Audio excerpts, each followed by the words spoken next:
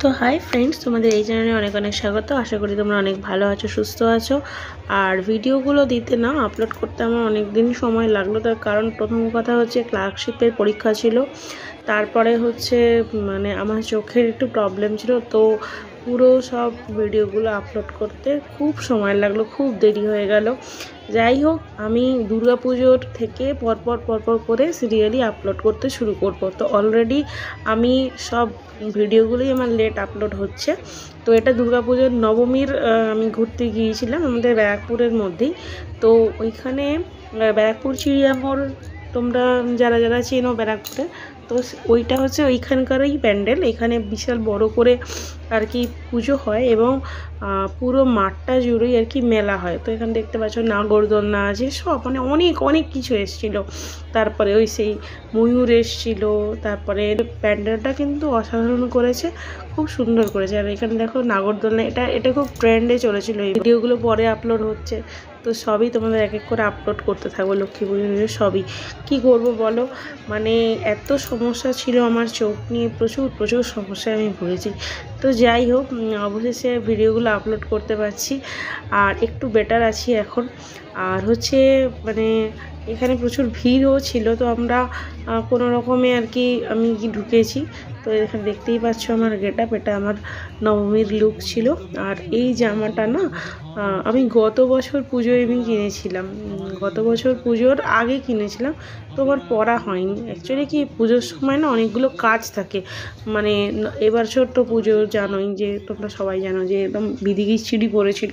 তবুও সেখান থেকে একটু সময় বের করে নিজের জন্য আমি গিয়েছিলাম। আর এখানে দেখো অসাধারণ ঝাড়টা করেছিল। আমার ঝাড়বাতি দেখতে ভীষণ ভালো লাগে, যে কোনো প্যান্ডেলে ঝাড় আমার খুব ফেভারিট। তো তোমাদের কার ঝাড় ফেভারিট অবশ্যই নিচে কমেন্টস করে জানিও। আর বিশেষ করে যদি মিররের প্যান্ডেল হয় না, ওখানে যে প্রতিচ্ছবিগুলো পড়ে ওগুলো দারুণ লাগে আমার, ঠিক আছে। আর এখানে অসাধারণ কারুকার্য করেছিল, বিভিন্ন প্রাচীন ভারতের ঐতিহ্যটাকে তুলে ধরেছিল। ভেতরে যেগুলো ধরো প্রাচীন ভারতের যে দেবদেবীদের আমরা বর্ণনা পাই, ঠিক আছে, বরুণ, তারপরে বিষ্ণু, এদেরই ছবিগুলো প্রতিমূর্তি করে ওইখানে আর কি সাজানো হয়েছিল। আর মায়ের মুখ তো অসাধারণ সুন্দর, দেখতেই বোঝা যাচ্ছে খুব সুন্দর করে সাজানো হয়। কলকাতার যে প্রতিমাগুলো হয় তার থেকে কোনো অংশে কম না, ঠিক আছে। তো যাই হোক, খুব ভালো এনজয় করেছিলাম। আর এখান থেকে বেরিয়ে গিয়ে আমরা না আমি আর আমার একটা বন্ধু গিয়েছিলাম। তো বেরিয়ে গিয়ে আমরা না ভোগের প্রসাদের লাইন দেখতে গিয়েছিলাম। ও লাইন দেখতে গিয়েছিল, ততক্ষণ আমি ভিডিও শ্যুট করছিলাম। তো গিয়ে দেখে প্রচুর ভিড়। আর প্রত্যেক বছর না দাঁড়িয়েই আর কি প্রসাদ বিতরণ করা হয়। তো এই বছর একটা খুব ভালো ওদের দেখলাম যে বসিয়ে খাইয়েছে। তো যাই হোক, আর যেহেতু আমি আগের দিন দুর্গাষ্টমী করেছিলাম, তারপরে পরপর পুজোর কাজ ছিল, খাওয়া দাওয়া সেরকম কিছু ভালোভাবে হয়নি, তো খিদেও পেয়েছিল। আর যেহেতু আমি বাইরের উল্টো পাল্টা ননভেজ জাতীয় কিছু খাবার খাবো না, সেই জন্য আমার জন্য খুব ভালো হয়েছিল। তো যাই হোক, আমার সেদিন পোলাও খেতেও খুব ইচ্ছা হয়েছিল। জানি না, মা হয়তো বুঝতে পেরেছেন মনের চাওয়াটা। হয় না, মা ভগবানের কাছে কিছু চাইতে হয় না, ভগবান আপনি বুঝে নেয়। তো হয়তো মায়ের ইচ্ছা হয়েছিল, মা বুঝতে পেরেছিলেন আমার মনের চাওয়াটা কি। তো যাই হোক, এখানে লাইন দিয়ে দেখো বসে গিয়েছি আর কি প্রসাদ কেটে বেরিয়ে হাত মুখ ধুয়ে বেরিয়েছি একটু মেলার জন্য। মেলায় ঢুকবো কি বাপরে, যা লাইন, যা ভিড়! তাতে আর ভাবলাম যে না, এই সাইড করে পাশ কাটিয়ে মেলা ঘুরে দেখে বেরিয়ে যাই। পুরো মেলা যদি আমি দেখতে যাই তাহলে আর বাড়ি ফেরা তো হবেই না, আর অনেক দেরি হয়ে যাবে, কারণ পরের দিন আবার দশমীর কাজ আছে, তো পারবো না। আর দেখো এই মিকি মাউসগুলো আমার খুব ভালো লাগে, কি ভালো লাগছে দেখো। অ্যাকচুয়ালি কী বলতো, আমার হাওয়ায় আমি বড়ো হয়েছি ঠিকই, কিন্তু আমার মনটা সেই বাচ্চাদের মতনই রয়েছে। সেই মিকি মাউস, আগেকার দিনে সেই কার্টুনগুলো থাকতো না, শিনচ্যান, তারপরে হচ্ছে টম অ্যান্ড জেরি, এগুলো আমি দেখতে খুব এখনও ভালোবাসি। তো যাই হোক, ওইখান থেকে বেরিয়ে দেখো লাইটিংয়ে ছয়লাম। আমার লাইটিং দেখতে খুব ভালো লাগে, চন্দননগরে লাইটিং হয়, কিন্তু কোনোবারই আমার যাওয়া হয়ে ওঠে না। যাই হোক, দুর্ভাগ্যের বিষয়। এখান থেকে দেখো যেতে দেখলাম যে ফুচকা রয়েছে, কিন্তু আমি খেতে পারিনি। তারপরে ওইখানে গিয়ে একটু এগিয়ে গিয়ে দেখলাম যে অনেক কিছু খাওয়া দাওয়ার জিনিস রয়েছে।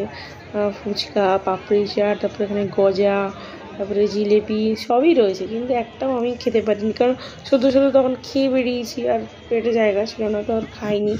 তো তারপরে তো ওইখান থেকে বেরিয়ে শুধু দর্শন করেই চলে এসেছি। ওখান থেকে বেরিয়ে তারপরে ধীরে ধীরে করে বাড়ির দিকে রওনা দিয়েছি। ভেবেছিলাম যে আরও কটা ঠাকুর দেখব, কিন্তু এত লেট হয়ে গিয়েছিল যে যার ফলে আর ঠাকুর দেখার মানে রিস্কটা নিতে পারিনি, কারণ কোনো যানবাহন পাব না, মানে যেরকম ভাবনা সেরকমই কাজ।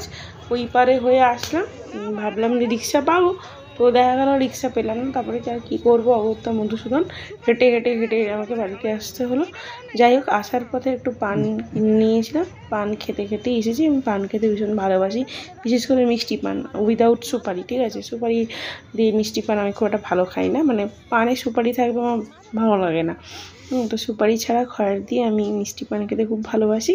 তো আমার মা জর্দা পান খেতেন, কিন্তু আমি জর্দা ফর্দা খাই না, আমি প্লেন পান খাই। আর এখানে আসার পরে দেখছিলাম খুব সুন্দর লাইটিংটা করেছিল। তো লাইটিংটা দেখো, অসাধারণ লাইটিংয়ে। কিছুক্ষণ ওখানে দাঁড়িয়ে একটু লাইটিংটা দেখলাম, দেখে চোখটা সার্থক করলাম। মানে এত সুন্দর শিল্পীর কারুকার্যকতা দেখে সত্যি আমি মোহিত হয়ে গেছি। দেখো, একটা জিনিস করতে একটা শিল্পীর কত ধৈর্য লাগে, মানে এই যে লাইটিংটা করেছে এর পিছনে তার কত সময় এবং কত ধৈর্য, এটাই হচ্ছে তার পরীক্ষা।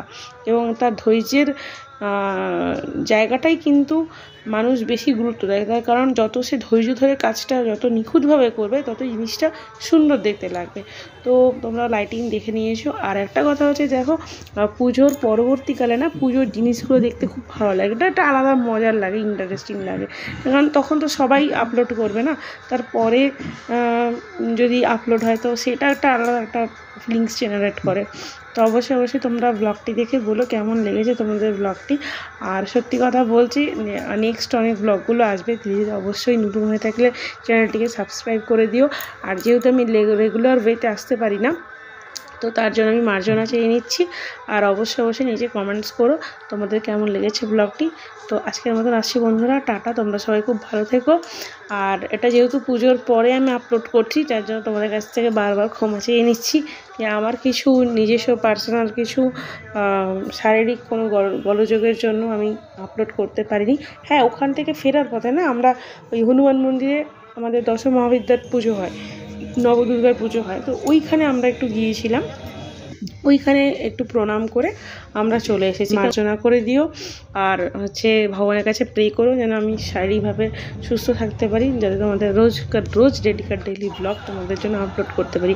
আর তাছাড়াও ক্লাসে পরীক্ষা ছিল, পড়াশোনাটাও তো আগে বলো, সেই জন্য সব দিক মিলিয়ে আমি সময় করে উঠতে পারিনি। তো আজকের মতন আসছি বন্ধুরা, খুব ভালো থেকো, টাটা, বাই বাই। আর ব্লগটি ভালো লাগলে অবশ্যই লাইক, শেয়ার এবং চ্যানেলটিকে সাবস্ক্রাইব করবে। টাটা।